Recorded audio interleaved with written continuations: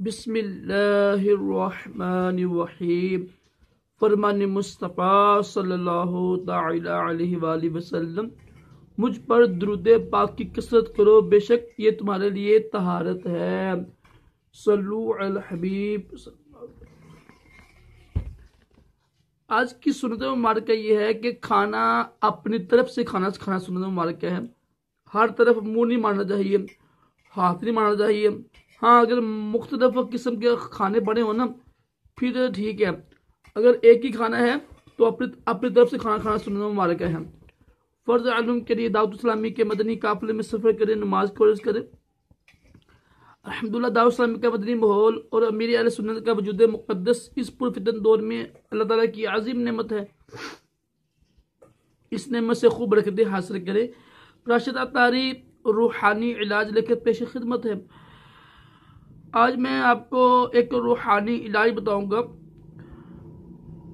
اکثر جو بچی ہوتی ہے نا، مثلا بچہ سال کا ہو گیا، 2 سال کا ہو گیا، 3 سال ہو گیا، وہ بولتا نہیں ہے، باتیں کم کرتا ہے، ٹھیک ہے۔ اکثر بچے دیکھے گئے ہوں گے کہ 2-3 سال کے ہو جاتے ہیں لیکن وہ جلدی باتیں نہیں کرتے، جلدی بولتے نہیں۔ تو یہ قرآن پاک کی آیات سے آپ پانی میں دم کیجئے گا اور وہ پانی صبح و شام اس سے چھوٹے بچے کو پلا دیں، انشاءاللہ جلدی بولنا شروع کر دے گا۔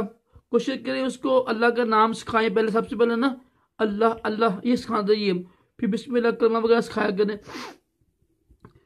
تو جن کے بچے زیادہ عمر کے ہو چکے ہیں، 2 سال کے 3 سال کے، بولتے نہیں نا، تو پانی لے کر اول آخر دروشی پڑھ کے کوئی سا بھی سورت جمعہ ہے نا، سورت جمعہ اس کے کافی زیادہ روحانی علاج بنتی ہے نا۔ الم نشرح وہ بھی سورت ہے الم نشرح، لیکن سورت جمعہ کی نا پہلی 4 آیات کو پڑھ کے نا آپ نے سورت جمعہ کی پہلی 4 آیات کو پڑھ کے پانی پہ دم کر لیجیے گا اور اول آخر دروشی پڑھ کے یہ پانی جو ہے نا بچے کو پلائیں صبح و شام، انشاءاللہ بچے کی زبان کھل جائے گی اور بچہ باتیں کرنے لگ جائے گا۔ اللہ تعالی ہم سب کو بھی تمام جسمانی روحانی بیماریوں سے محفوظ رکھے، دونوں جہانوں کی بلائیاں عطا کرے۔ اللہ حافظ۔